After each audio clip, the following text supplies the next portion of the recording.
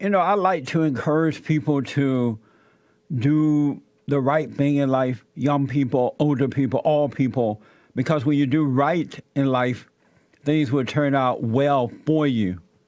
It really, really will turn out well. I have with me Eric Stanley. He is a 26-year-old black violinist and composer from Virginia. He also founded. He's also the founder and CEO of the digital media company One Way Hope. One Way Hope. He's appeared on ESPN's First Take, performed for Bill Clinton, and opened for a rapper by the name of B.O.B. I never heard him rapper B.O.B., but he opened for him. And he's a very encouraging young man. Eric, good morning, sir. Welcome to the show. Thanks for coming on. What's up? Good morning. Good morning. I really appreciate you being here. You have a very interesting life happening for you. What made you decide to become a violinist? When I started violin, it's pretty early on, around like 11 years old, and it was one of the things. It was like an elective in middle school, and I didn't really want to do it at the time, but my mom, my parents, and they were trying to get me really, into some arts and stuff. So right. Were you raised by your father and mother? Both, yeah. Oh, good. And so you ended up performing for Bill Clinton. How did that happen? Wow, that was a while ago. I was down in Florida, right? Right around like Disney World and stuff like that. Right. And they had a conference it was a conference for companies to learn about how to use technology, to like further their like brands and stuff. Right. And Bill Clinton was actually the keynote speaker there, and so I linked up with that through. I think it was a trying to think. It's so long ago. I'm trying to remember now. How old were you when that happened? I was probably 19. Oh, okay. And were you 19. nervous about meeting Bill Clinton? No, not really. I just kind of expected they would look into my whole life to make sure I wasn't crazy, probably. I also read that you were made fun of growing up, and you were told that black kids don't play violin. Yeah. And so did that traumatize you at all? Like made you want to give up and all that? It definitely did, because at that time, as a kid, my reality was so different from what it is now. Some of those lessons I learned from all those kids and stuff, like what they were saying. Yeah. I didn't realize how much that actually helped me until later. Yeah. And so did this happen? Were these other black kids telling you this, or just all kids? This was predominantly a white and Asian area. And so, I see. Yeah. Amazing. One thing I like that you do, I read that you visit schools, and that's one of the reasons I have you on, is that you visit schools to help young kids stay inspired. Is that true? Yes. And so what do you do to inspire them? And what made you decide to do this? Oh, okay. So when I was in high school, I was doing basketball and violin. So I had to choose, right? My teacher was like, "Look, you can't miss your orchestra concerts." And my basketball coach was like, "You can't miss your basketball like games. Like, what's wrong with you?" And so I went to my orchestra teacher and was like, is there any extra credit I can do to try to make up for this grade? All right. And she was like, well, you can come to one of my other. She taught at multiple schools, and so she said you can come to my middle school and play a song for them. At this time, I wasn't really that good at violin. I was like pretty decent, but it did take me out of my comfort zone. So I was able to get a grade for my string class and go to my basketball games. Right. And so I saw that how it impacted the kids so much. Being a high school player, coming there and playing like some R&B songs, Yeah. for the kids. They really loved it. I was like, oh wow, Right. you know. Have you ever lost your inspiration? Oh, of course, of course. It's been so many times that I was just like, man, I'm gonna quit. Like this is pointless. Like this is not gonna go anywhere. Um, and I think it's just that negative voice you hear, Yeah. you know, it's for a lot of stuff. Um, And so, what have kept you going? oh man, it really it's been like the emails and the messages and uh, just the messages from all around the world. Basically, people talking about how they started playing an instrument or they started a craft or something, Yeah. and they've seen the videos and how that's really inspired them. So you also share Bible verses on your social media. That true? Yes, And so, are you a Christian? yes, sir. And what does it mean to be a Christian? Oh man, for me, uh, what it means to be a Christian is to not only hear the word, not only read the Bible, not only go to church, but it actually means to truly believe. To really believe in my heart, you know, um, that Jesus is the Son of God. And believing that does what for you? Man, it keeps me rooted. It keeps me grounded. I noticed that the more I believe, the more impact I have as a. I mean, it's not just as a violinist, because anybody could play violin. Um, I realize how much of an impact it has, not just me, right? Yeah. It's not about me, but it's about like how much I can give to people now. Because when I first started playing the violin, I was just trying to be the best violin player, Right. and That's right. that was an endless goal. Because So, I so are you the yeah, best now? I don't even think I'm the best now. Are you I just have becoming the fun. best? I think I'm having fun now. Like Yeah.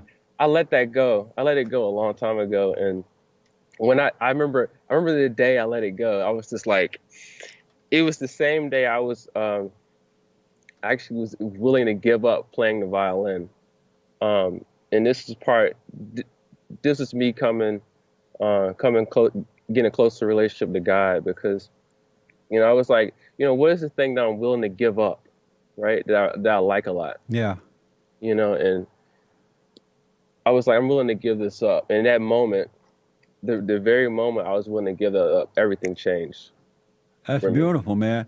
I totally understand because nothing should be more important to human beings than seeking the kingdom of God in the right way and loving Hmm. Him with all your heart, soul, and might. You shouldn't love anything or anybody else more than Him. Put Him first, and then everything else works out. Yeah. Have you lost faith in humanity? Because I read that you started your organization, One Way Hope, in Hmm. order to inspire or help humanity hold on to faith. Do you Hmm. see that humanity is losing faith? Yes, I do. Give me one Yes. quick example of it. Well, very recently in I'm from Richmond, Virginia, and one of the towns in Richmond is Short Pump. And at the middle school, there was these kids that made a video.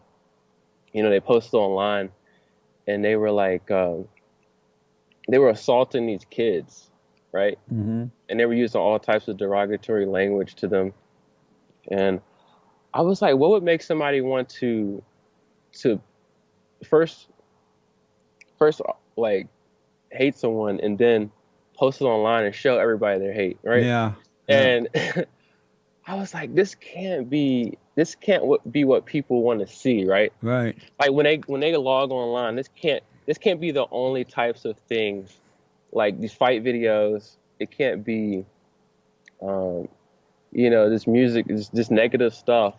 It's got to be something more that people um, can read about, and see online and stuff. That's amazing. I never heard of Short Pump, Virginia.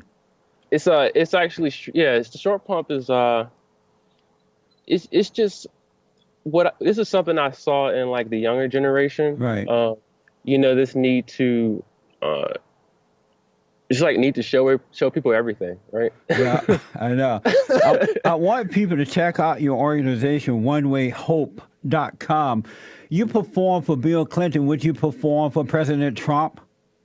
Oh yeah, I played for him. Yeah, I Oh, yeah. played for Oh, him. Yeah. Well, good. here's the thing. You know, at first, I was kind of like really, kind of hesitant on Trump, and then I started to see how I love how like man how he communicates to people. Yeah. Like it's not from like I'm trying to give an example like your traditional church, right? You would have like the pastoral role, and they would say things like a pastor, right? Yeah. You know what I mean? Like I know say certain exactly things. what you mean. Yeah. But it's a way that he communicates in a way that people are able to understand Yeah. and not feel alone. Um, it's definitely something I've never seen in a candidate before, Yeah. and I think this was a very pivotal point. This previous election because it opened up a lot of like hurt and pain that people were feeling about the previous, past decades, man. Like he touched on a lot of issues, people Yeah. didn't really think about. So it was it's humbling experience for me to really like to realize that, like this is a new president, this is a new age of media. Yeah. This is it's great. It's great. I think it's good for the country, really. It is. I call him the Great White Hope. Because he's plain, he's clear. You know exactly where he's coming from. He's not like most of the preachers and the politicians. You can tell that they're lying because they're not clear. You don't really know what they're saying, and they have no intention of keeping their word or live upright. And this president is straight up front. What you see is what you get. And I also like the fact that he put the country first. He cares about America. And I haven't seen that in any politician since I've been voting. And so it is refreshing to see that. He's just straight up. And if you attack him, he's going to attack back. He's not afraid to stand up for himself. And that's It's an encouragement. something I realized too, with the election, man. Like a lot of people are afraid to say what they feel. Yeah. I give you an example. Like when I started really posting positive things on my Facebook and my YouTube and Twitter and stuff, I got a lot of people saying like, "Why are you posting this? It's literally positive stuff. Like, how can you get mad at posting something positive?" But it made me realize, like, when you express, your ideas and thoughts to people, like, and they're true, it could be kind of tough for people because a lot of people are like just hiding, Yes. just walking this very thin line in life instead of just putting themselves out there. So for anybody watching, like, let that be a lesson. Like Trump, he puts himself out there. Yeah. You can do that too without hiding who you really are. I really believe that. You're absolutely right, man. And I often tell people the same thing. Observe how this president deal with issues of life. He's not afraid. He doesn't run away. He just stand up, and he's a good example of what we all should become. Were you put off by him at first? Oh yeah, of course. And why? It's shocking. It was shocking. I was like, why is he saying this? This is not what a politician does. It just shocked me. I think, shocking works in America though. I think it works. Yeah. It got my attention. Right on. That's I know nice. it definitely got a lot of attention from, like a lot of young millennials around my area too. I know most of them didn't really think about voting before. Did you vote? Yes. In this last election? And who did you vote for? I voted for Trump. You did? Yeah. Wow. It's just one of those things, man. I was just like, I'm gonna do something different, man. Um, you know, I had always voted Democratic, you know, all the Yeah. time I was able. And I was just like, man, I might as well do something different right here. Me too. I had always voted for Democrats when I moved to LA. And I finally once I truly believed in God, my values changed, so I could no longer vote for the Democratic platform. Mm. And I was a runaway slave from the Democratic Party plantation. I lived on that plantation the Democratic plantation for a while, and so my Uh, mission now, one of my missions, is to get black people to become runaway slaves again, meaning mm, that they should run away from the plantation of the Democratic Party. yeah. Do your parents know you voted for Trump? Oh man, yeah. Did they Yeah. vote for him? I don't think so. Oh, I they don't did. think so. And how did they feel about you voting for him? Oh, but well, my dad was super like supportive. Oh, Um, good. I didn't really talk to my mom. Like, I think she was more like, she's always been Democratic though. Yeah. So did your father vote for him too? uh, yeah, yeah, Right on. And so my final question, so you were raised by father and mother. They're married together and they raised you, right? yeah, yeah. Well, it's they divorced about. I think I was about like maybe Oh, I see. 7 years old. So I still like knew them though. And there were like a few years where we didn't talk, but we rekindled that relationship together Right on. and linked up. 'Cause that was, man, that was probably the biggest turning point in my life. Like really like having that relationship back. Cause With your father? you know, yeah, cause Yeah. it's like as soon as I started, we started hanging out. He lives in Chesapeake now. As soon as we started hanging out, like on like weekends or something, I saw my whole life change. Yes. Uh, it was crazy. It was like as soon as I let go, I was able to like my music got better, Yeah. quality of life got better, Yeah. my income got better. I just started thinking different. It all like it wasn't just like one moment, but it was like a succession of things Yeah. um happening. That is mind blowing. That's what happened to me when I returned to my father. Hmm. My whole world changed. I could see things clear. I had perfect peace. I began to live my life. I no longer care what others thought or said about me, but I care about them. I'm honest with them and straight up. Yeah. But it definitely changed my world when I returned to my father. That's why I say the worst thing that can happen to children is to be turned away from their fathers. So I totally understand what you mean. Yeah, I really want to dive a little bit deeper too, because it's my brother, he struggled with heroin addiction for almost 7 years after he was shot because he was hooked on painkillers, Yeah. from the pain and stuff, and that was something. My brother also rekindled his relationship too, and at that moment he was able to realize how he held so much so much pain and stuff Yeah. over the years. Eric, And let me yeah, just say this. I'm so out of time, but I want to have you back to get more into this because you are truly an inspiration for all people and especially millennials. So I want to have you back. We're going to call you and set up some more time to talk about the family relationship. okay, I thank you, really appreciate it. appreciate you, man. You're a good man. Your organization is One Way Hope. We're definitely going to have you back. I wish you well. Thank you so much. All right.